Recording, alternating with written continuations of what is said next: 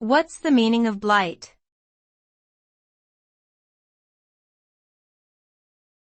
Blight.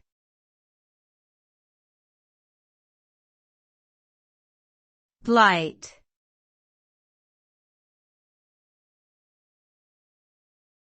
Blight.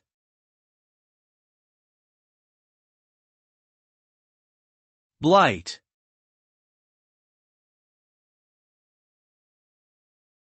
The word blight can be used as a noun or a verb. As a noun, it refers to a plant disease that causes withering and death of the affected parts, or to a condition that causes harm or deterioration in general. This term can also refer to an event or situation that causes widespread damage or distress, such as an economic or social blight.